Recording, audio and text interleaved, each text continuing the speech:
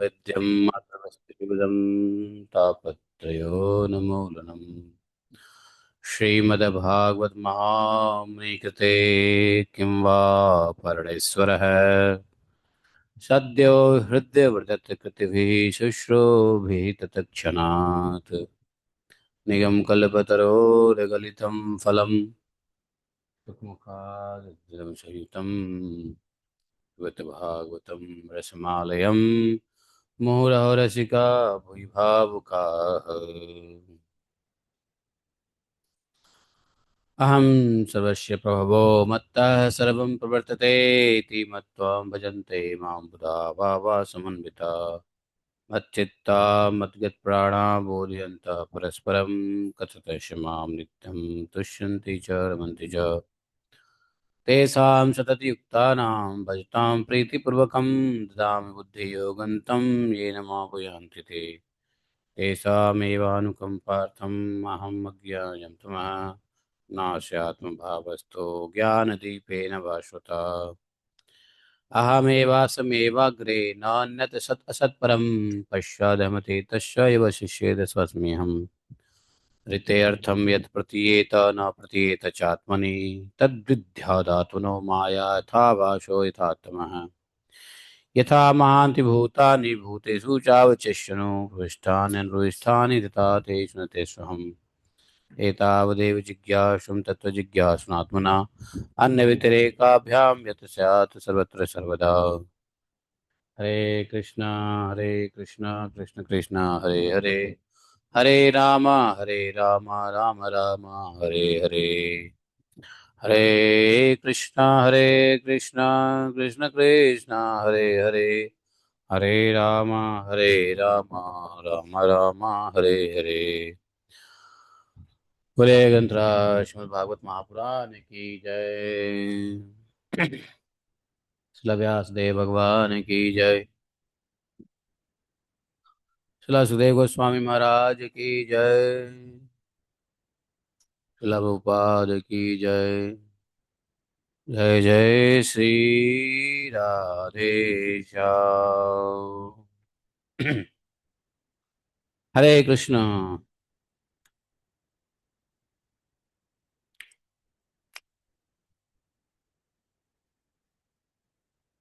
तो आज हम लोग भागवतम में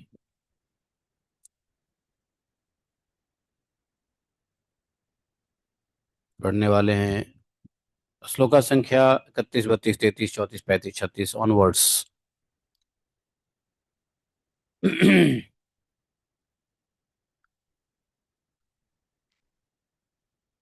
हरे कृष्णा। आवाज आ रही है?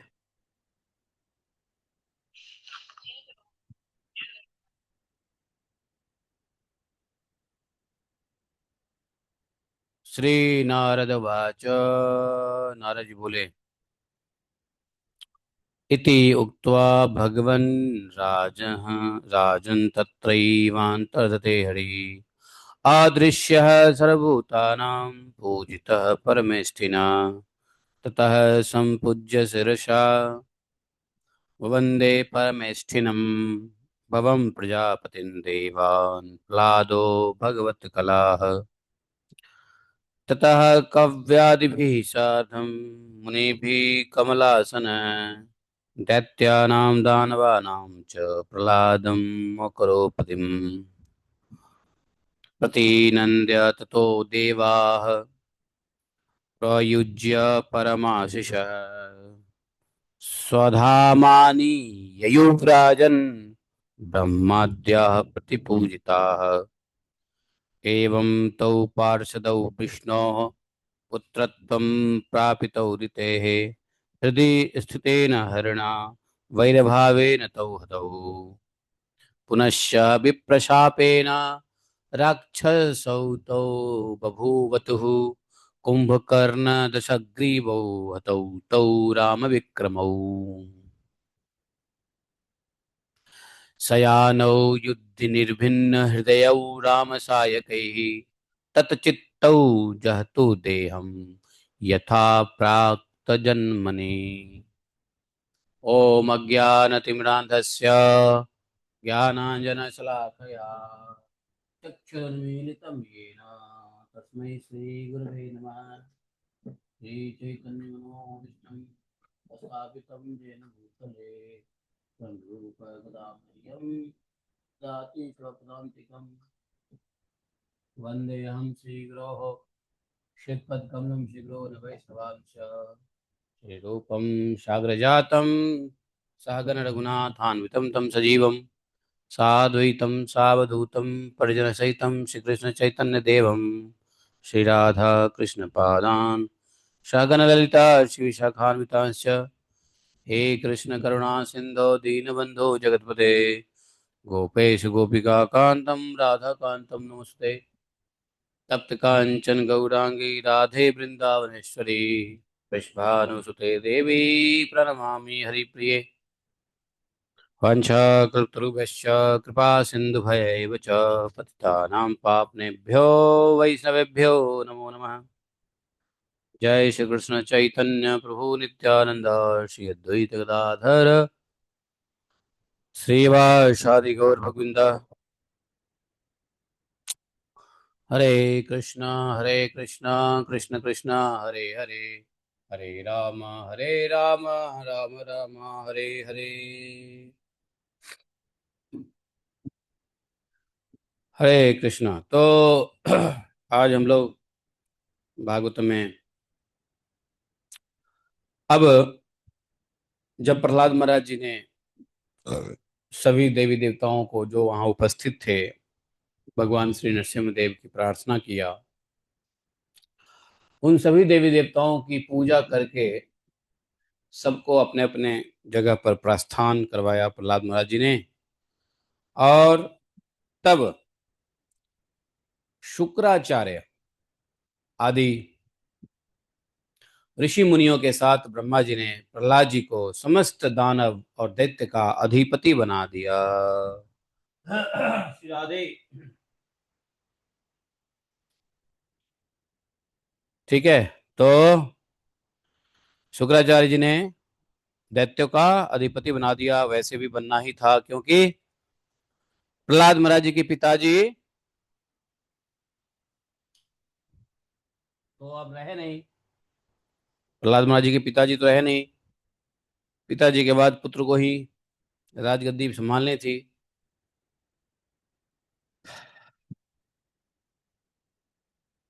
तो प्रहलाद महाराज जी का इस प्रकार से अधिपति बनने पर फिर से ब्रह्मा जी अन्य देवताओं ने प्रहलाद जी का अभिनंदन किया और उन्हें प्रहलाद जी को शुभ आशीर्वाद दिए। प्रहलाद जी ने भी यथा योग्य सबका सत्कार किया। फिर सब अपने अपने लोक धाम को पधार गए। नारद जी कहते हैं, युधिष्ठिर, इस प्रकार भगवान के वे दोनों पार्षद जय विजय दिति के पुत्र दैत्य हो गए थे और भगवान से वैर भाव करते थे। उनका हृदय में रहने वाला भगवान, उनके हृदय में रहने वाले भगवान ने उनका उद्धार करने के लिए उन्हें मार डाला। पुनश्च विप्रशापेन राक्षसौ तो बभूवतुः। बोले कि ऋषियों के श्राप के कारण, कौन से ऋषि? शनक आदि ऋषि, सनक सनंदन सनत कुमार, ये चार कुमार ऋषियों के द्वारा क्या हुआ? श्राप के कारण उनकी मुक्ति नहीं हुई। फिर से कुंभकर्ण और रावण के रूप में राक्षस हुए। उस समय भगवान श्री राम के पराक्रम से उनका अंत हुआ। युद्ध में भगवान राम के वाणों से उनका कलेजा फटा।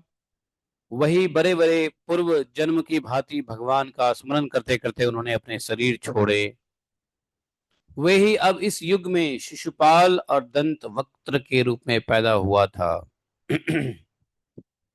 भगवान के प्रति वैर भाव होने के कारण तुम्हारे सामने ही वे उनमें समा गए।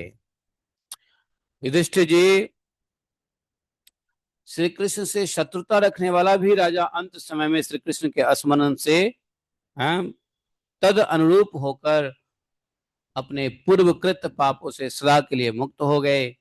जैसे भृंगी के द्वारा पकड़ा हुआ कीड़ा भय से ही उसका स्वरूप प्राप्त होकर लेता है, जिस प्रकार भगवान के प्यारे भक्त अपने भेदभाव रहित अनन्य भक्ति के द्वारा भगवत स्वरूप को प्राप्त कर लेते हैं, वैसे ही बोले शिशुपाल आदि नरपति भी भगवान के वैर भाव जनित अनन्य चिंतन से भगवान के स्वरूप को प्राप्त हो गए। युधिष्ठिर जी, आपने जो प्रश्न किया था कि भगवान से द्वेष करने वाले शिशुपाल आदि को उनके स्वरूप की प्राप्ति कैसे हुई, अब आप उम्मीद है समझ गए होंगे कि कैसे हुई। हम्म यही प्रश्न था ना कि भगवान से द्वेष करने वाले शिशुपाल आदि को उनके स्वरूप की प्राप्ति कैसे हुई। तो भगवान श्री कृष्ण के लिए एक शब्द आया है, ब्राह्मण्य देव परमात्मा।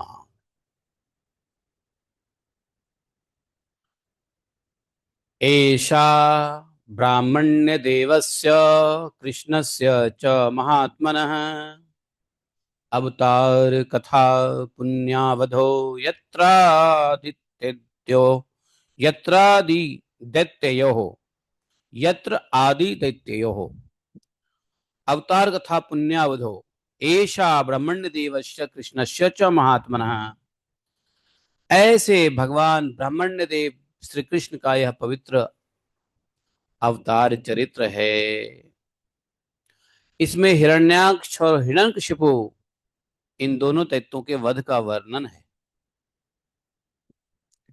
इस प्रसंग में भगवान के परम भक्त प्रहलाद का चरित्र भक्ति, ज्ञान, वैराग्य और संसार की सृष्टि स्थिति प्रलय के स्वामी श्री हरि के यथार्थ एज इट इज स्वरूप तथा भगवान के दिव्य गुण और लीलाओं का वर्णन है।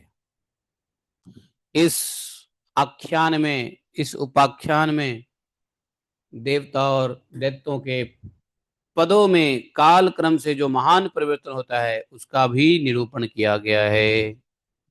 तो नारद जी ने जो ये कथा सुनाया,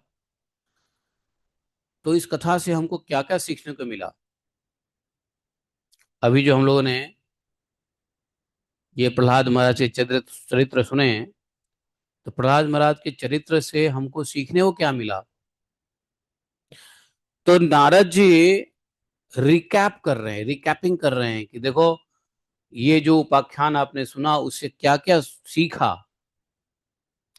यह एक ऐसा उपाख्यान है जिसमें एक तो भगवान के परम पवित्र अवतार का चरित्र है। नहीं, भगवान के अवतार है ना भाई, ये जो हिरण्यकशिपु, हिरण्याक्ष, दोनों के वध के लिए भगवान का दो अवतार हुआ, नरसिंह अवतार हुआ एटलीस्ट इसमें। तो बोले भगवान के पवित्र एक तो अवतार का चरित्र हमने इससे सुना, सीखा, समझा। दूसरा बोले कि इसमें हिरण्याक्ष, हिरण्यकशिपु इन दोनों दैत्यों का वध का भी वर्णन सुना आप लोगों ने। और टॉप ऑफ द चेरी क्या कहते हैं उसको, प्रहलाद महाराज का चरित्र, महान परम भक्त भगवान के प्रहलाद महाराज के चरित्र को हमने समझा, ज्ञान मिला, भक्ति, वैराग्य, यहाँ तक कि संसार के सृष्टि के बारे में भी प्रहलाद महाराज जब स्तुति किया तो संसार के सृष्टि के बारे में भी इसका जिक्र किया है। स्थिति, संसार की स्थिति, संसार की प्रलय के स्वामी श्री हरि यथार्थ स्वरूप उनके दिव्य गुण लीलाओं का वर्णन हुआ है। और अंत में हमने यह भी सीखा है इस प्रसंग से कि देखो, देवता को भी कालक्रम से महान परिवर्तन होता है। हमको इस बात को समझ लेना चाहिए कि मनुष्य का जीवन एक जैसा नहीं रहेगा, क्योंकि देवता के भी जीवन एक जैसा नहीं रहता है। देवता देवता भी डरते हैं, देवता को भी भय होता है, देवता को भी राक्षस से भय होता है, दैत्यों से भय होता है देवताओं को। देवता का भी उदय होता है, अभ्युदय होता है, देवता का भी अस्त होता है, परास्त होता है। तो समय एक जैसा नहीं रहता है। ये बहुत बड़ा लेसन है इन प्रसंग से हम हमें सीखने को मिला है। समझे? तो हम लोग क्या समझ सकते हैं, हम लोग को भी, मनुष्य को भी रेडी रहना चाहिए अच्छे बुरे दिन देखने के लिए, अभ्युदय अंत्योदय दोनों प्रकार के दिन देखने के लिए। और कभी भी उत्तेजित, अभ्युदय में उत्तेजना और अंत्योदय में खेद, डर, भय, ये नहीं होना चाहिए, क्योंकि यह पार्ट ऑफ लाइफ है। जो देवताओं के साथ भी हुआ है, तो मनुष्य किस खेत की मूली है, हम किस खेत की मूली हैं। तो हमको भी जीवन में उतार चढ़ाव भरी चीजें देखनी पड़ सकती हैं, लेकिन किसी भी सिचुएशन में प्रहलाद महाराज जी से सीखना पड़ेगा कि हमको कैसे भगवत स्मरण करते रहना है, भगवान के स्मरण में हमें कैसे रहना है। ये हमें प्रहलाद महाराज जी से सीखने को मिलता है। तो ये आख्यान जो है, आख्यातम सर्व एतत् ते यन्मा तम परिपृष्टवान। तो उन्होंने इस तरीके से महाभागवतस्य च प्रह्लादस्य अनुचरितम भक्ति ज्ञान विरक्तश्च यथातम्यम चास्य वै हरि है। सर्व स्थिति सर्व स्थित्यप्यस ये शस्य गुण कर्मानुवर्णनम प्रावरे शाम स्थानानाम कालेन व्यत्ययो महान। लेकिन एक और चीज है, इतना ही नहीं, बल्कि हमने ये भी सीखा है इस आख्यान से कि धर्मो भागवताम च भगवान्नेन गम्यते आख्याने अस्मिन् समाम्नातम आध्यात्मिकम शेषतः।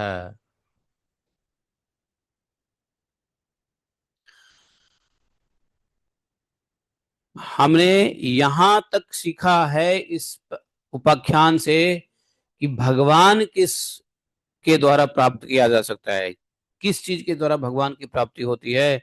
ऐसे भागवत धर्म का भी हम लोगों ने निरूपण समझा है, भागवत धर्म का भी वर्णन समझा है। अध्यात्म के संबंध में भी सभी जानने योग्य बातें इसमें हैं। ऐसी कोई बात नहीं है जो जानने योग्य नहीं है।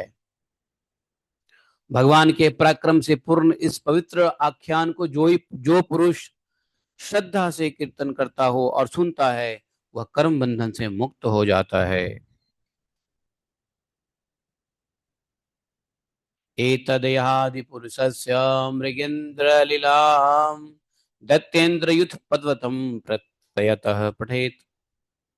प्रयतः पठेत बोले कि ऐसा है, जो कोई भी भगवान के इस नरसिंह लीला, श्री नृसिंह लीला, सेनापतियों सहित हिरण्यकशिपु का वध और संत शिरोमणि प्रहलाद जी के पावन प्रभावशाली एकाग्र मन से पढ़ता है और सुनता है, वह भगवान के अभय पद को, वैकुंठ को प्राप्त कर लेता है।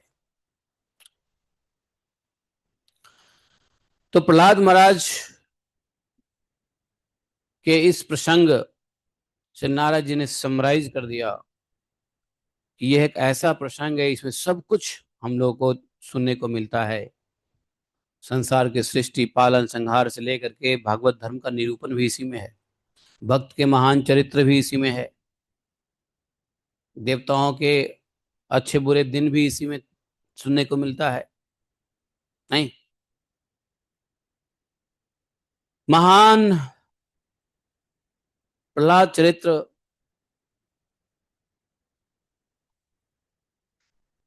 की जो आख्यान है वो महान आख्यान है। नारद जी कहे कि युधिष्ठिर, इस मनुष्य लोक में, पृथ्वी पर तुम लोग बड़े भाग्यशाली हो, अत्यंत प्रशंसनीय हो। क्यों? क्योंकि तुम्हारे घर में भगवान श्री कृष्ण स्वयं परब्रह्म साक्षात भगवान मनुष्य का रूप धारण करके गुप्त रूप से निवास करते हैं। और तुमने देखा है कि कितने बड़े बड़े बिरले साधु संत तुम्हारे यज्ञ में आ रहे हैं, बिना बुलाए कितने साधु लोग यज्ञ में आ रहे हैं।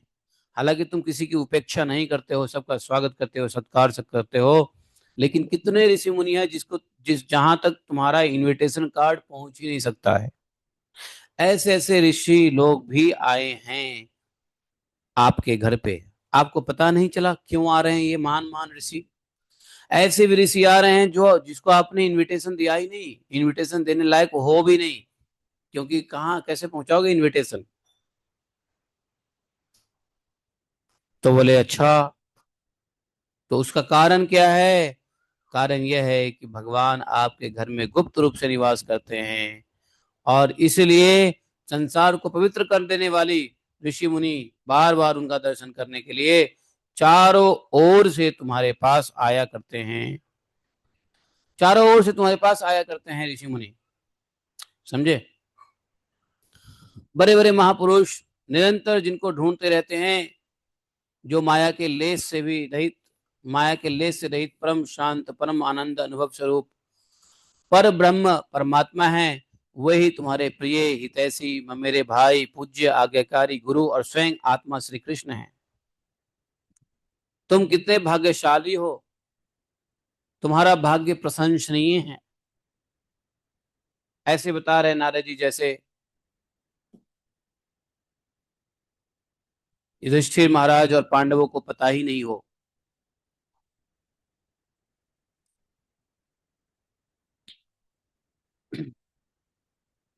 शंकर, ब्रह्मा आदि सभी अपनी सारी बुद्धि लगाकर वे यह हैं, वे यह हैं, इस रूप में उनका वर्णन नहीं कर सके, फिर हम तो कैसे कर सकते हैं?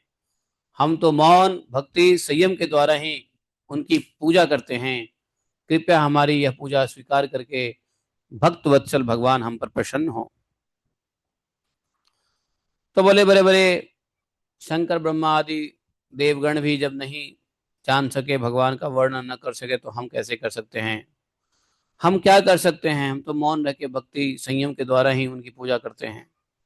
कृपया हमारी यह पूजा स्वीकार करके भक्त वत्सल भगवान हम पर प्रसन्न हो, ऐसा प्रार्थना करते हैं नारद जी। भगवान को प्रसन्न करने के लिए, प्रसीदता में ईश स सत्ताम पति मौनेन भक्त्योपशमेन पूजितः रूपम दिया वस्तुतयोपवर्णितम न यस्य साक्षात भगवत भव पद्मजादिभिः। हम क्या कर सकते हैं? हम तो बस भक्ति कर सकते हैं, मौन रह सकते हैं, संयम कर सकते हैं। संयम भक्ति और मौन कर लो तो यही भगवान की पूजा होगी।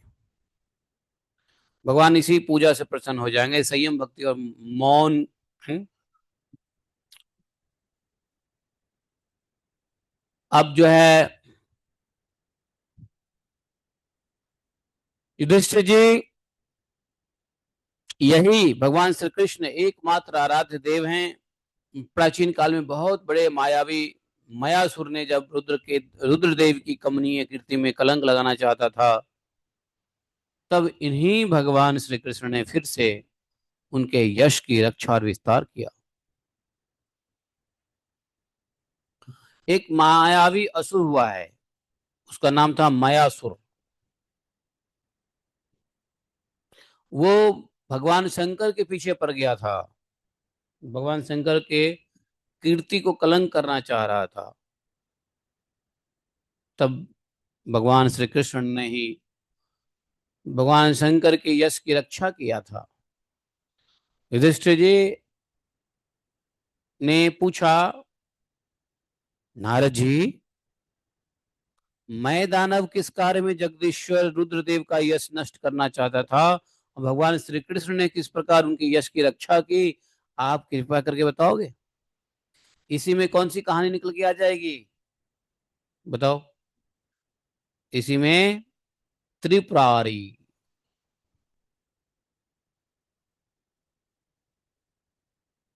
तो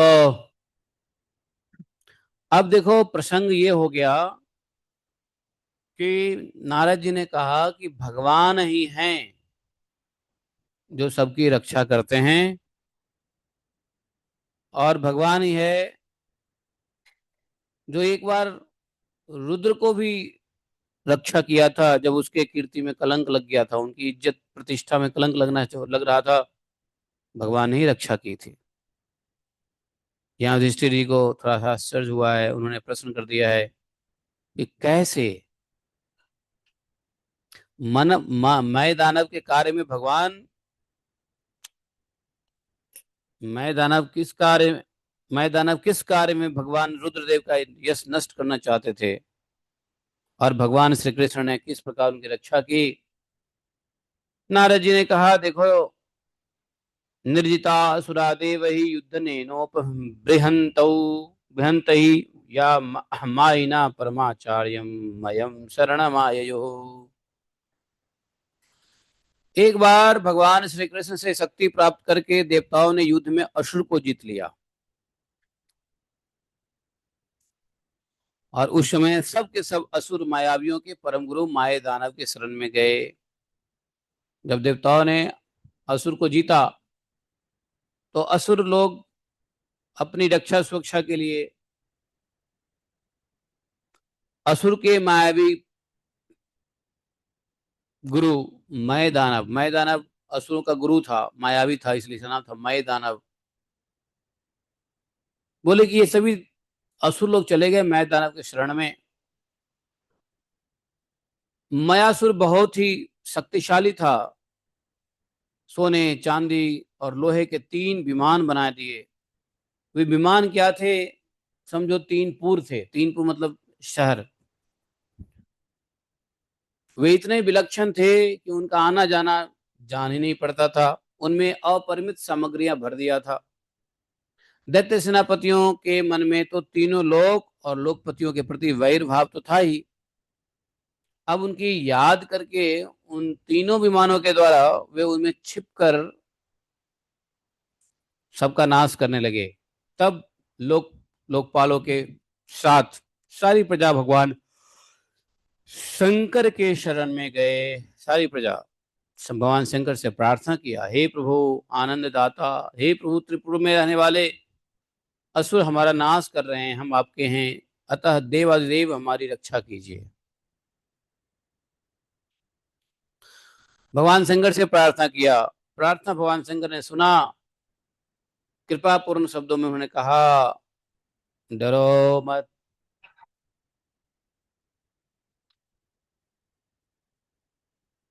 बोले डरो मत।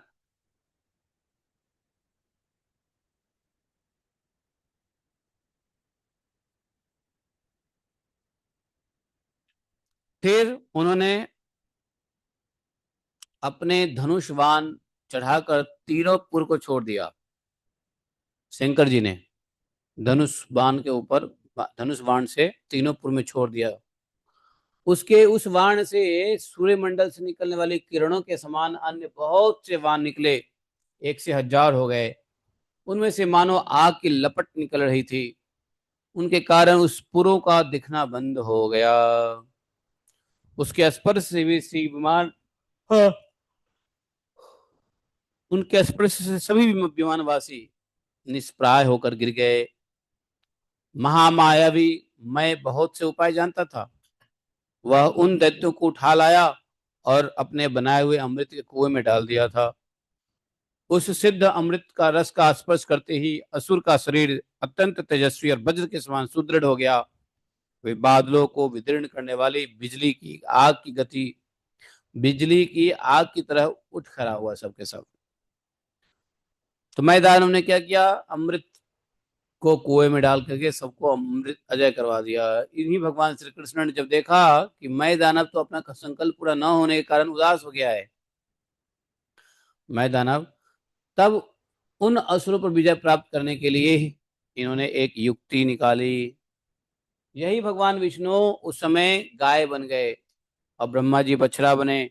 दोनों ही दोपहर का समय था।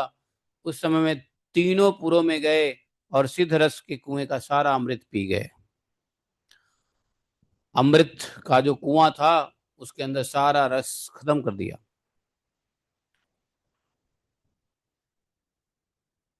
यद्यपि उनके रक्षक दैत्य इन दोनों को देख रहे थे, फिर भी भगवान की माया से वे इतने मोहित हो गए कि उन्हें रोक ना सके।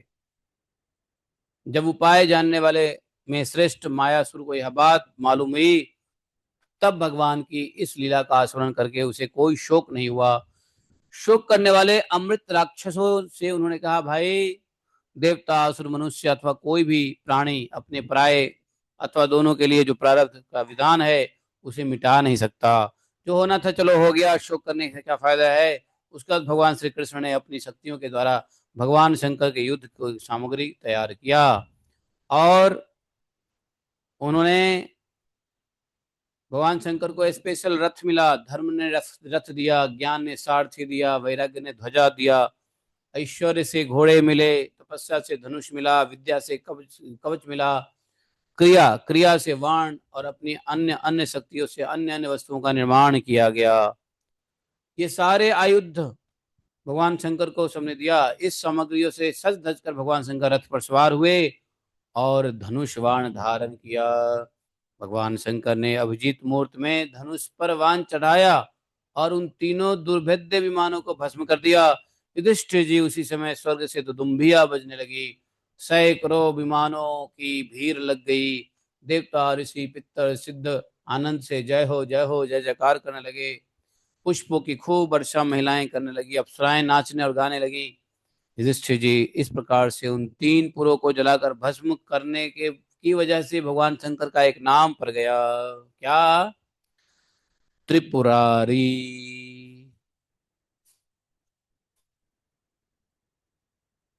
तो ब्रह्मा जी की स्तुति सुनते हुए सब अपने धाम को चले गए। आत्मस्वरूप जगत गुरु भगवान कृष्ण इस प्रकार अपनी माया से जो मनुष्य जैसी लीला करते हैं, ऋषि ऋषि लोग उन्हीं अनेकों लोक पावन लीलाओं का गायन करते हैं। बताओ, अब मैं तुम्हें और क्या सुनाऊं। मैं दानव के बारे में सुना दिया, आपने मैं दानव के बारे में पूछा तो सुना दिया। बार बार भागवतम में जिन किन प्रकारेण ऐसे प्रसंग डाले गए हैं ताकि भगवान की लीला का श्रवण होता रहे, तो पूछे अब क्या मैं सुनाऊंगा आपको। इतना आपने पूछा था तो सुना दिया। बात चली थी शिशुपाल से और एंड कहाँ पे होके आ रहे हैं, त्रिपुरारी से। तो इसलिए भगवान शंकर का एक नाम पड़ा त्रिपुरारी, क्योंकि यह तीन प्रकार के जो इसके पूरी थे उसको तहस नहस कर दिया भगवान शंकर ने। देखो, आपने भगवत गीता पढ़ी हो या मनन किया होगा, भगवत गीता में एक गुड क्वालिटी है जो बच्चों में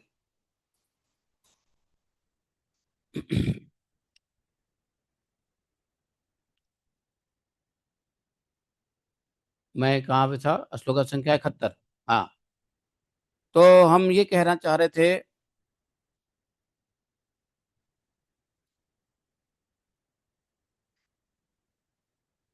मैं एक इम्पोर्टेंट बात कहना चाह रहा था, वो हमारे मन से निकल गया।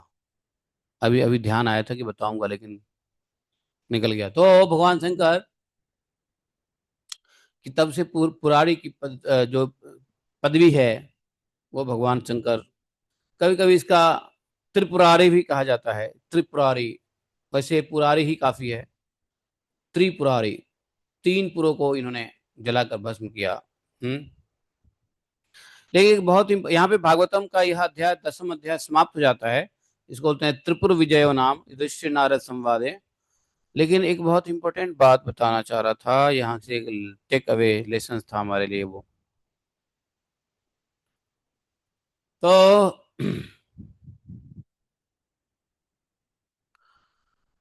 यहां से एक प्रसंग समाप्त होता है, दूसरा प्रसंग जो है शुरू होगा। उसका कारण है कि नारद जी ने ऑफर किया है कि तुम्हें और क्या सुनाऊं बताओ। जब साधु कहे क्या सुनाऊं, तो कौन है जो नहीं और सुनना चाहेगा बताओ। साधु कुछ सुनाना चाह रहे हो और कोई सुनना ना चाहे तो समझो उसको भक्ति नहीं, श्रद्धा नहीं, बेकार है। इससे साधु जब तक सुनाना चाहते हैं तब तक सुनना भी चाहिए। सुखदेव जी कहते हैं भगवन्मय भगवत में प्रहलाद जी के साधु समाज में सम्मानित पवित्र चरित्र सुनकर संत श्रवणी दृष्टि को बड़ा आनंद हुआ है। नारद जी से उन्होंने प्रश्न किया है। युधिष्ठिर जी ने कहा है, हे भगवान, अब मैं आपसे वर्ण और आश्रमों के सदाचार के साथ मनुष्य के सनातन धर्म का श्रवण करना चाहता हूं। समझे? एक ही देखो कितना लंबा प्रश्न है। अब मैं वर्ण और आश्रम के सदाचार के साथ साथ मनुष्यों के सनातन धर्म का श्रवण करना चाहता हूं।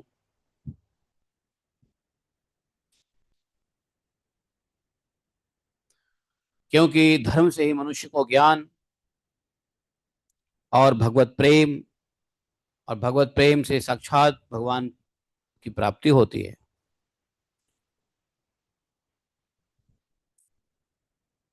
धर्म से मनुष्य को ज्ञान होता है। अगर धर्म का पालन करेंगे तो ज्ञान सहजता से हो जाएगा। तो मनुष्य को ज्ञान, भगवत प्रेम और साक्षात भगवान की प्राप्ति हो सकती है। आप स्वयं प्रजापति ब्रह्मा जी के पुत्र हैं और नारद जी आपकी तपस्या, योग और समाधि के कारण वे अपने दूसरे पुत्रों की उपेक्षा अपना अधिकार सम्मान करते हैं।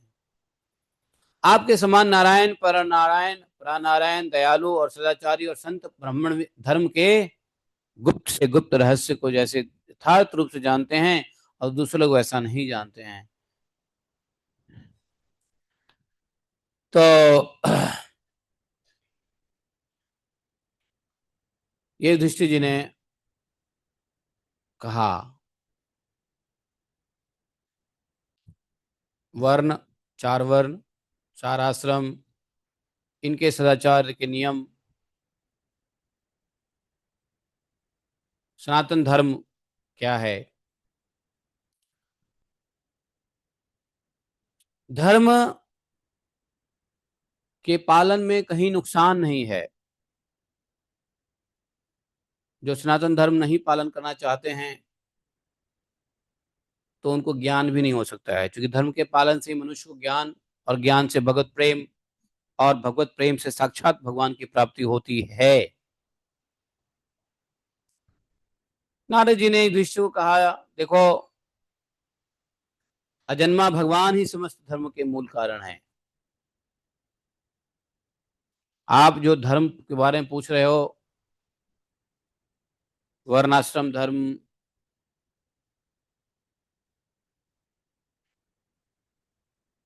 और अन्य अन्य आश्रम, इस सब धर्म के मूल कारण भगवान ही है। वही भगवान प्रभु इस चर अचर जगत के कल्याण के लिए धर्म और दक्ष पुत्री मूर्ति के द्वारा अपने अंश से अवतीर्ण होकर बद्रिक आश्रम में तपस्या कर रहे हैं। धर्म की पत्नी कौन है? मूर्ति। जगत कल्याण के लिए दोनों तपस्या कर रहे हैं। मूर्ति किसकी पुत्री है? दक्ष की।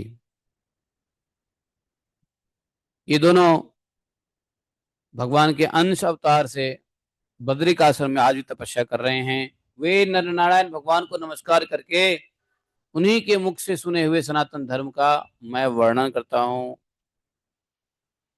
युधिष्ठिर जी, सर्ववेद स्वरूप भगवान श्री हरि, उनका तत्व जानने वाले महर्षियों की स्मृतियां, जिससे आत्मग्लानि न होकर के आत्म प्रसाद की उपलब्धि हो, वह कर्म धर्म के मूलक है। समझे? नारद जी ने कहा धर्म क्या है, कौन सा कर्म धर्म के मूलक है? तो बोले कि भगवान श्री हरि, उनका तत्व जानने वाले महर्षियों की स्मृतियां, और उससे जिससे आत्मग्लानि न होकर आत्म प्रसाद की उपलब्धि हो। धर्म के नारद जी ने 30 लक्षण बताए हैं युधिष्ठिर महाराज को। 30 लक्षण है, यदि कोई सत्य बोलता है, दया करता है, तपस्या करता है, शौच रखता है, तितिक्षा, उचित अनुचित का व्यवहार,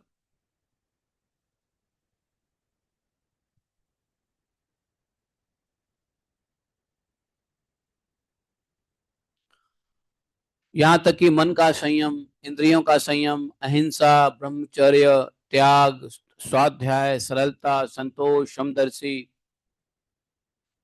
महात्माओं भक्तों की सेवा, धीरे धीरे सांसारिक भोगों की चेष्टा से निवृत्त मनुष्य के अभिमान पूर्ण प्रयत्नों का उलट फल उल्टा ही होता है। यदि ये सारे प्रयत्न अभिमान पूर्वक किए जाए तो इसका फल उल्टा हो जाता है। ऐसा विचार, मौन, आत्मचिंतन, प्राणियों को अन्न आदि यथा योग्य विभाजन, उनमें और विशेष करके मनुष्यों में अपने भगवान का दर्शन करने का भाव होना, संतों के परम आश्रय भगवान श्री कृष्ण के नाम गुण लीला आदि का श्रवण कीर्तन स्मरण, उनकी पूजा, और तो ये सब जो धर्म के 30 लक्षण है, वो उसको पालन करते हुए उनके प्रति, भगवान के प्रति दास्य, सख्य और आत्मसमर्पण आए, यह 30 प्रकार की आचरण सभी मनुष्यों का परम धर्म है, और इसका पालन से भगवान प्रसन्न होते हैं। कोई सत्य बोले, दयालु हो, तपस्या करे, शौच करे, प्रतीक्षा, अनुष्ठान,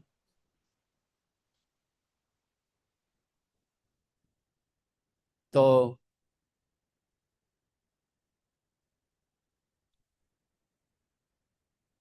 ये धर्म के 30 लक्षण बताए शास्त्र के मुताबिक, और इन्हीं धर्मों के मुताबिक कार्य करना मनुष्यों के लिए परम धर्म बताया है। आज के बाद से हम लोग को धर्म स्पष्ट हो जाना चाहिए कि धर्म क्या है, धर्म के लक्षण क्या कहे गए हैं। अगर कोई कहे कि मैं धर्म का पालन करता हूं, मैं जी सनातनी हूं, मैं सनातन धर्म का पालन करता हूं, तो उसके अंदर देखो झूठ तो नहीं बोल रहा है, उसके अंदर दया है कि नहीं, तपस्या कुछ करने की क्षमता है कि नहीं, क्लीनलीनेस मेंटेन करता है कि नहीं, उचित अनुचित का व्यवहार करता है कि नहीं, मन के ऊपर संयम करता है कि नहीं, इंद्रियों के ऊपर हिंसा, ब्रह्मचर्य, त्याग, स्वाद, तो ये सब मन के लक्षण हैं। यदि ये सब किसी के अंदर देखे तो समझिए वो धर्म में है, अगर ये सब ना देखे तो समझिए वो अधर्म में है। तो स्पष्ट रूप से नारद जी ने धर्म और अधर्म का परिभाषा दे दिया है। समझे? तो इतनी सारी चीजें हैं धर्म और अधर्म को समझने के लिए।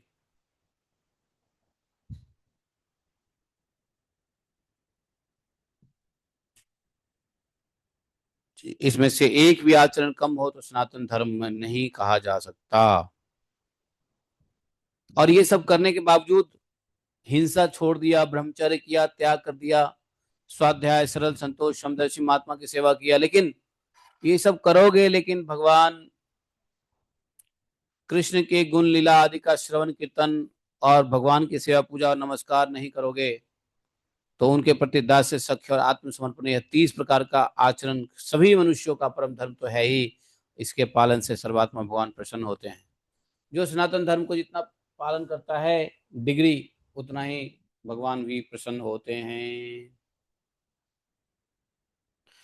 देखो युधिष्ठिर जी, जिनके वंश में अखंड रूप से संस्कार होते आए हैं और जिन्हें ब्रह्मा जी ने संस्कार के योग्य स्वीकार किया है, ऐसे को उन्हें द्विज कहा जाता है, द्विज।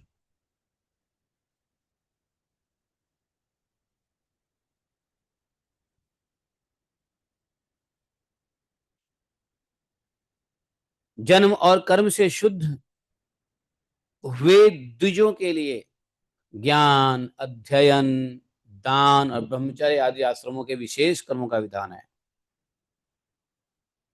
तो कौन लोग शुद्ध होते हैं? शुद्ध के लिए शुद्ध शुद्ध द्विज। द्विज होने के लिए काफी मेहनत करना पड़ता है।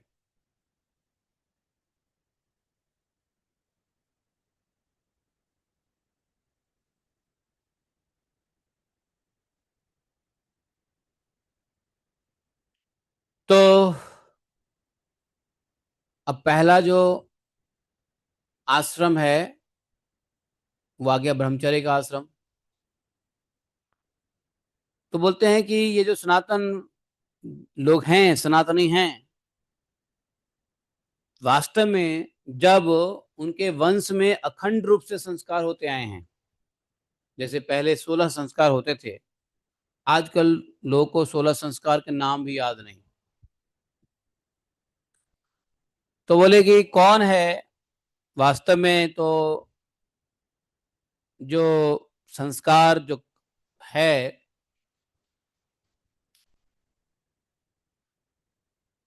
उस संस्कार की वजह से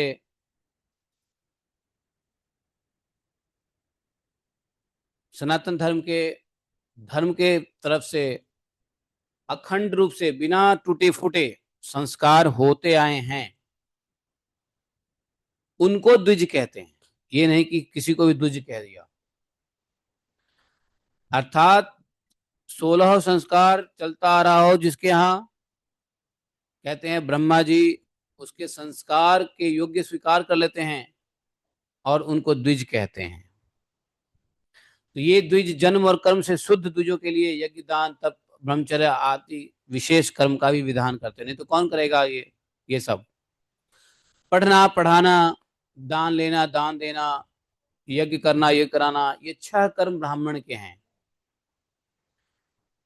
ब्राह्मण के लिए यह 6 कर्म है: पढ़ना, पढ़ाना, दान लेना, दान देना, यज्ञ करना, यज्ञ को कराना, ये ब्राह्मण के कर्म है। क्षत्रियों को दान नहीं लेना चाहिए। प्रजा की रक्षा करने वाले क्षत्रिय का जीवन निर्वाह ब्राह्मण के सिवा और सबसे यथा योग्य कर, दंड, जुर्माना आदि के द्वारा होता है। इसलिए क्षत्रिय कभी भी, क्षत्रियो को किसी फॉर्म में दान नहीं लेना चाहिए। क्षत्रियों को दान लेने से नाश हो जाता है, इसलिए क्षत्रिय कभी दान न ले किसी से भी। और इसका लालन पालन कैसे होगा? क्षत्रियों का घर संसार कैसे चलेगा? तो बोले क्षत्रिय लोग क्या करते हैं, ब्राह्मण के सिवा, ब्राह्मण को छोड़ करके अपनी क्षत्रिय अपनी जीवन निर्वाह करने के लिए सबसे यथायोग्य तथा दंड, जुर्माना के द्वारा होता था। वैश्य को सर्वदा ब्राह्मण वंश का अनुयायी रहकर गोरक्षा, कृषि, व्यापार के द्वारा अपनी आजीविका चलानी चाहिए। आप समझ रहे हो? ब्राह्मण के बारे में बताया, क्षत्रिय के बारे में बताया, और वैष्णव के बारे में बताया। वैष्णव, वैष्णव नहीं, सॉरी, वैश्य। तो वैश्य को बोले कि ये ब्राह्मण के वंश का अनुयायी होना चाहिए। ब्राह्मण वंश का अनुयायी होकर, जो ट्रेडिशनल ब्राह्मण है, जो वंशानुगत ब्राह्मण है, जिनके यहाँ 16 संस्कार होता है, उसी को द्विज कहा गया है। ब्रह्मा जी ने कहा है वही द्विज ब्राह्मण है। और उसी ब्राह्मण के वंश का अनुयायी बनना चाहिए किसको? वैश्य को। और वैश्य को ब्राह्मणों के वंश का अनुयायी होकर के 3-4 कार्य करने हैं: गोरक्षा से संबंधित सभी कार्य, कृषि से संबंधित सभी कार्य बनिया को करना चाहिए, और एक और है कृषि, गोरक्षा, और कृषि से जो अधिक उत्पादन हो उसको व्यापार के द्वारा अपनी जीवनी को चलाना चाहिए। शूद्र, चौथा, शूद्र का धर्म क्या है? शूद्र धर्म है द्विजातियों की सेवा। जो द्विजातीय हैं उसकी सेवा जो है शूद्र को बताया है। और ये शूद्र लोग कैसे अपनी जीविका का निर्वाह करेंगे? तो जिसके लिए वो सेवा करेंगे स्वामी उसको देगा, स्वामी के पैसे से उसका घर चलेगा, उनका स्वामी करता है उनका पालन। ब्रह्मा जी के जीवन निर्वाह के 4 साधन बताए हैं। ब्रह्मा सॉरी ब्राह्मण को जीवन निर्वाह कैसे करना है, ब्राह्मण को 4 प्रकार से जीवन निर्वाह करने को बताया है। ये सब हम लोग पढ़ चुके हैं, जान चुके हैं नहीं? तो पहले बोलते हैं कि वार्ता, एक ब्राह्मण, वार्ता ब्राह्मण, शालीन ब्राह्मण, यायावर ब्राह्मण और सुलक्षण ब्राह्मण। इसमें वार्ता से श्रेष्ठ शालीन ब्राह्मण, शालीन से भी श्रेष्ठ यायावर ब्राह्मण और यायावर से भी श्रेष्ठ होता है सुलक्षण ब्राह्मण। सुलक्षण होता है, जब समझे ना, जो खेत से जो कुछ बच जाता है उसको छानबीन करके उसी को खाता है, वो सुलक्षण ब्राह्मण कहलाता है।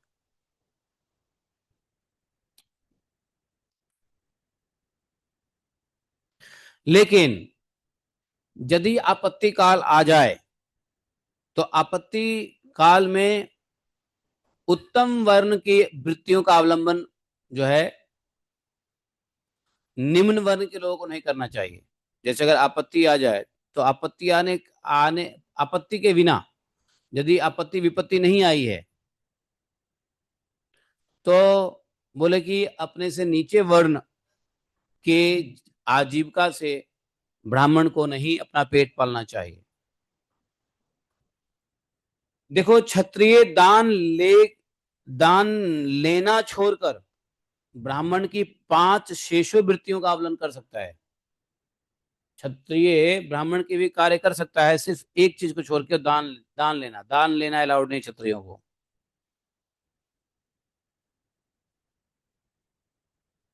आपत्ति काल में सब वृत्तियों को स्वीकार कर सकते हैं।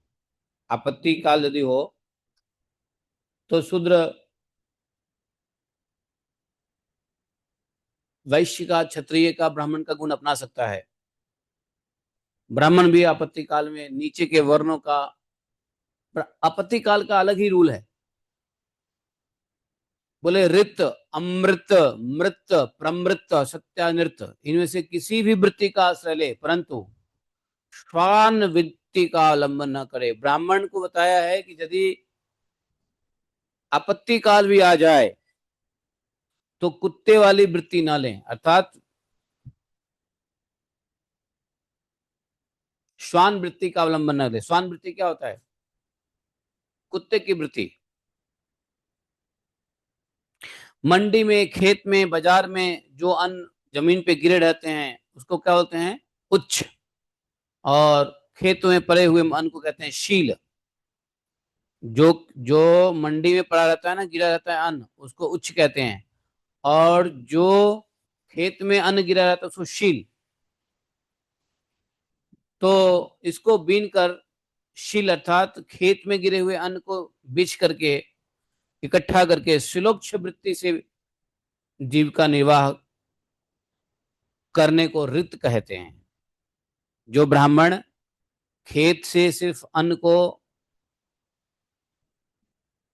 बीन करके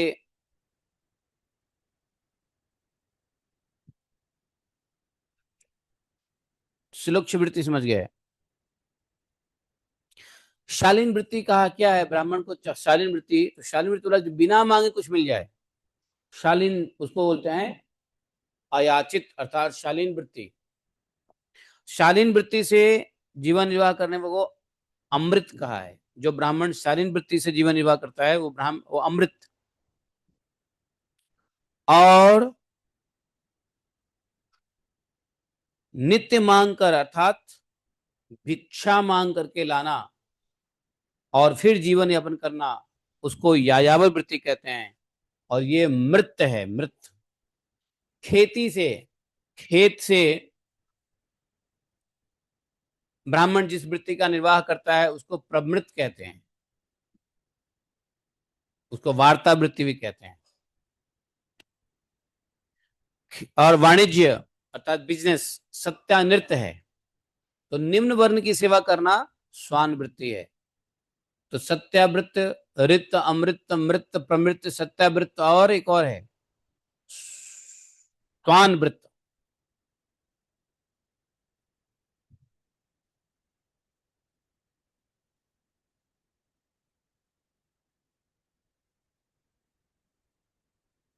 और व्यापार करना सत्यानृत वर्ण कहलाता है। ब्राह्मण क्षत्रिय इस अंतिम निंदित वृत्ति का कभी आश्रय ना ले। ब्राह्मण और क्षत्रिय को कहा गया है कि कुत्ते वाली वृत्ति कभी ना अपनाए, श्वान वृत्ति कभी ना अपनाए, क्योंकि ब्राह्मण सर्ववेदमय और क्षत्रिय राजा सर्वदेवमय। ब्राह्मण क्या है? सर्ववेदमय, और क्षत्रिय क्या है? सर्वदेवमय।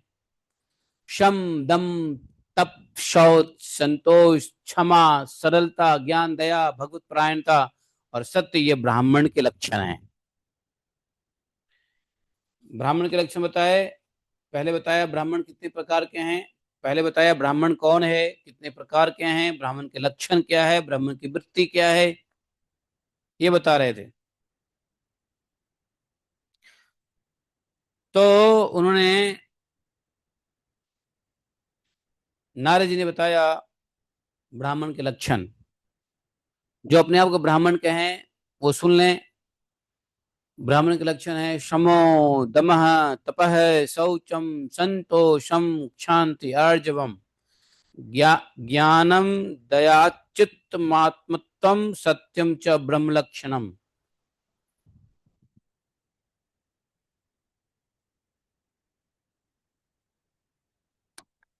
तो शम, दम, तप, शौच, संतोष, क्षमता, सरलता, ज्ञान, दया और भगवत परायणता, सत्य, ये सब ब्राह्मण के लक्षण। उत्साह में, युद्ध में उत्साह करना, युद्ध के लिए उत्साहित रहना, वीरता, धीरता, तेजस्विता, त्याग, मनोजय, क्षमा, ब्राह्मणों के प्रति भक्ति, अनुग्रह और प्रजा की रक्षा करना, ये क्षत्रियों के लक्षण है।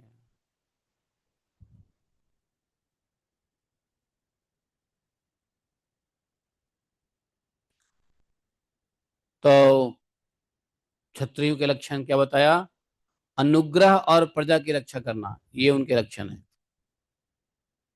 और वो हमेशा त्याग, तेजस्वी, मनोजय, क्षमा, ब्राह्मणों की प्रतिभक्ति, वीरता और जरूरत पड़ने पर युद्ध के लिए भी ललायित रहते हैं। इन क्षत्रियों का काम क्या है मालूम है? वास्तव में देवता, गुरु और भगवान के प्रति भक्ति, अर्थ, धर्म और काम, ये तीनों पुरुषार्थों की रक्षा करना है। आस्तिकता, उद्योगशीलता, मेहनती और व्यवहारिक निपुणता, ये वैश्य के लक्षण है। वैश्य में क्या होना चाहिए? आस्तिकता, भगवान के प्रति है, उद्योगशीलता, मेहनती होना चाहिए बनिया को, व्यवहारिक निपुणता, डीलिंग्स में बढ़िया होना चाहिए, ऐसा डीलिंग करना चाहिए, निष्कपट डीलिंग। ऐसा करने से ये ब्राह्म वैष्णव लक्षण कहलाते हैं। और निम्न वर्ण के लोगों को उच्च वर्ण के सामने विनम्र रहना चाहिए, पवित्र रहना चाहिए, स्वामी की निष्कपट सेवा करनी चाहिए, वैदिक मंत्रों से रहित यज्ञ, चोरी न करना, सत्य तथा गैर ब्राह्मण की रक्षा करना, ये शूद्र के ड्यूटी थे। सुनो, पति की सेवा करना, उसके अनुकूल रहना, पति के संबंधियों को प्रसन्न रखना और सर्वदा पति के नियमों की रक्षा करना, ये पति को ही ईश्वर मानने वाले पतिव्रता स्त्रियों के धर्म है। वर्ण, आश्रम के धर्म बता दिया। इसी में उन्होंने पूछा था स्त्री के भी धर्म क्या है। देखो चैप्टर नंबर 11 देखो, उसमें मानव धर्म, वर्ण धर्म और स्त्री धर्म का निरूपण किया है। अब बता रहे हैं देखो स्त्री का लक्षण क्या है। शूद्र वगैरह सब तो हो गया, ब्रह्मचर्य सब हो गया। बोले पति की सेवा करना, पति के अनुकूल रहना, पति के संबंधियों को भोजन इत्यादि करके करा के प्रसन्न करना और हमेशा पति के नियमों की रक्षा करना। पति ने नियम ले रखा है उसको रक्षा करने में मदद करना, ये पति को ही ईश्वर मानने वाली पतिव्रता स्त्रियों के धर्म हैं। साध्वी स्त्री को चाहिए कि झाड़ने, बुहारने, लीपने तथा चूल्हे को साफ करने आदि से घर को और मनोहर वस्त्र आभूषण से अपने शरीर को अलंकृत करे और सामग्रियों को साफ सुथरी रखें। अपने पतिदेव की छोटी बड़ी इच्छाओं के समय के अनुसार पूर्ण करें। विनय, इंद्रिय संयम, सत्य, प्रिय वचनों से प्रेम पूर्वक पतिदेव की सेवा करना चाहिए।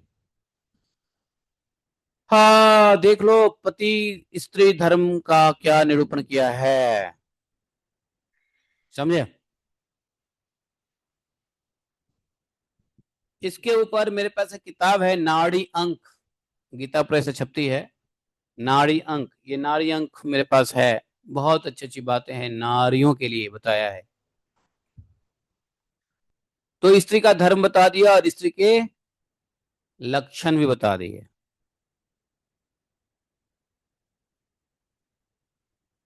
और स्त्री के लिए बताया कि स्त्री का धर्म है कि जो कुछ मिल जाए उसमें संतुष्ट रहे। लेकिन आजकल स्त्रियां ही सबसे ज्यादा असंतुष्ट रहती है, भयंकर कलयुग आ गया है, स्त्रियां अपना धर्म ही भूल चुकी है, समझे। कह रहे हैं कि स्त्री को जो कुछ मिल जाए उसमें संतुष्ट रहना चाहिए, किसी भी वस्तु के लिए लालच नहीं करनी चाहिए, पति से नहीं मांगना चाहिए,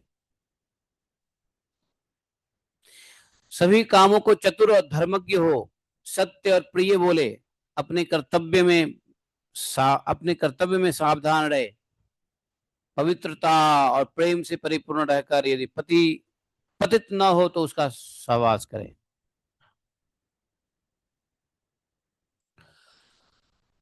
तो बोला कि पति यदि पवित्र हो,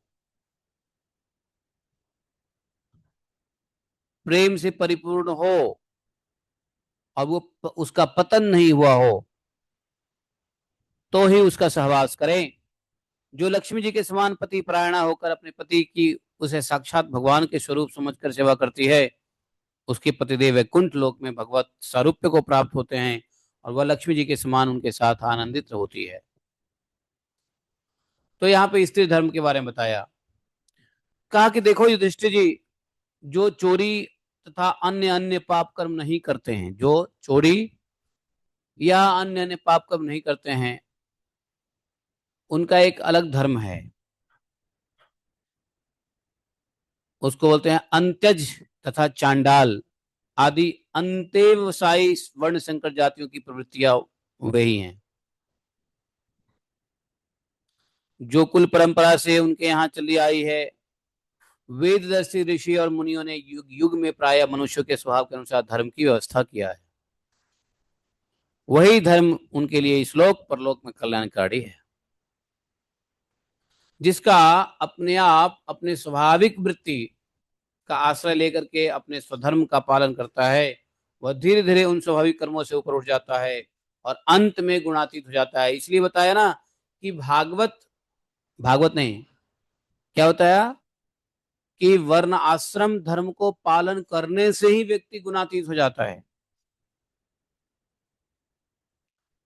धर्म का पालन तो कर ले वर्ण आश्रम के मुताबिक, तो कोई वर्णाश्रम धर्म का पालन करे तो भी बेड़ा पार हो जाए, स्वभाव के अनुसार कर्मों से ऊपर उठ जाता है। और जिसका स्वभाव के अनुसार कर्म से ऊपर जो उठ गया वो तो गुणातीत हो जाता है, और जो गुणातीत हो गया वो भगवत धाम के लिए फिट है। नारद जी बोले, महाराज युधिष्ठिर, जिस प्रकार बार बार बोने से खेत स्वयं शक्तिहीन हो जाती है और उसमें अंकुर उगना बंद हो जाता है, यहाँ तक कि उसमें बोया हुआ बीज भी नष्ट हो जाता है, उसी प्रकार यह चित्त जो वासनाओं का खजाना है, विषयों का अत्यंत सेवन करने से स्वयं ही उग जाता है, परंतु स्वल्प भोगों से ऐसा नहीं होता। जैसे एक एक बूंद घी डालने से आग नहीं बुझती, परंतु एक ही साथ अधिक घी पड़ जाए तो वह आग बुझ जाती है, ऐसा है ना। वही आग है जिसमें बूंद घी का एक एक बूंद डालोगे तो जलेगा, लेकिन अगर एक साथ डाल दोगे तो बुझ जाता है। जिस पुरुषों के वर्ण को बतलाने वाला जो लक्षण कहा गया है,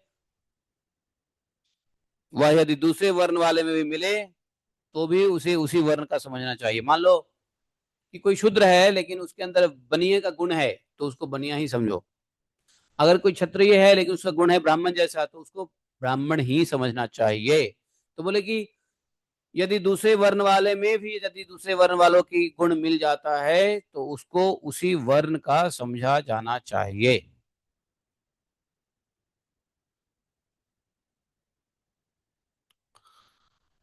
तो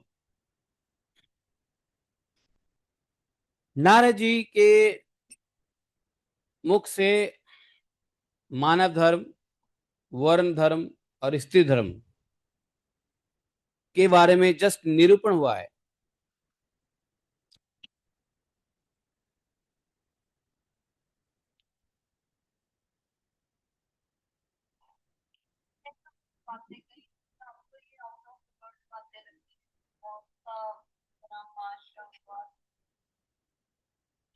हाँ, तो इसलिए भगवद गीता में कह दिया है, सर्वधर्मन्य सर्वधर्म क्या है, माम एकम शरणम व्रज, हम तम सर्व पापेभ्यो मोक्षयिष्यामि मा शुचः। जब ये नष्ट हो गया इसलिए तो गीता आ गया सामने, है कि नहीं। तो सर्वधर्म को त्याग दो, भागवत एक ही धर्म भागवत धर्म में आ जाओ। जानकारी के लिए ठीक है, वर्ण आश्रम धर्म इत्यादि इत्यादि युधिष्ठिर महाराज ने पूछा और उत्तर पा लिया, लेकिन आज के लिए तो एक ही धर्म है, भागवत धर्म। भागवत धर्म के लिए नहीं पूछा है। तो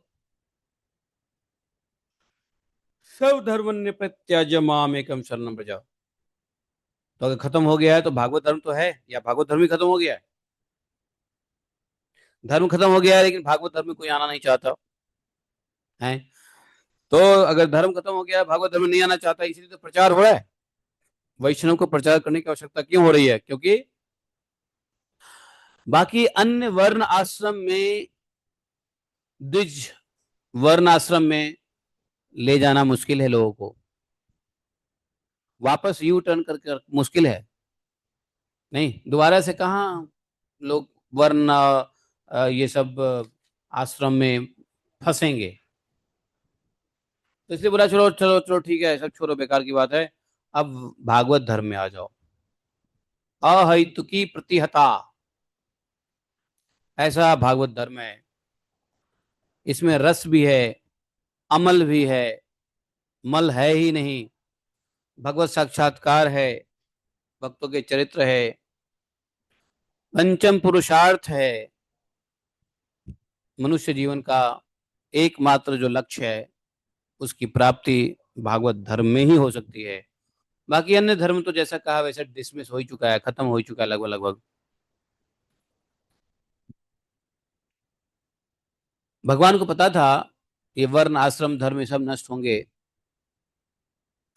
तो बिफोर कलयुग आने के तुरंत पहले ही भगवान ने क्या कर दिया था, भगवद गीता में ये हिंट दे दिया है, भागवत धर्म में आ जाओ। बाकी ज्ञान के लिए भागवतम में ये जो धर्म है, वर्ण है, आश्रम है, ये सब ज्ञान के लिए जो है ना, आप समझ लो, करना तो वही है भागवत धर्म ही। ठीक है। तो आजकल जो धर्म है कोई फायदा नहीं है, कोई बोले कि मैं क्षत्रिय हूँ, मैं वैश्य हूँ, मैं ब्राह्मण हूँ, मैं शूद्र हूँ, सब बेकार है। अगर भागवत धर्म में नहीं है तो बाकी सब कुछ लॉस्ट है। कोई पता भी नहीं कर सकता है कि मैं कौन से वर्ण से हूँ। बस नाम के लिए पंडित, नाम के लिए ब्राह्मण, नाम के लिए वैश्य, जो बिजनेस करे वो वैश्य हो गया। नहीं, क्षत्रिय ऑलमोस्ट गायब है। क्षत्रिय आज के एकदम सामान्य प्रजा की जीवन जी रहे हैं। हाँ, वैश्य अभी भी, चारों वर्णों में अगर कोई वर्ण बचा हुआ है तो वैश्य बचा हुआ है, क्योंकि वैश्य पालनहार है। वो अगर टूट गया तो पूरा संसार टूट जाएगा। इसलिए आज भी देखोगे बनिए की फैमिली में थोड़ी भगवान के प्रति श्रद्धा विश्वास इत्यादि इत्यादि बहुत होता है। काम भी करेंगे, भगवान का भजन भी करेंगे, फेस्टिवल करेंगे।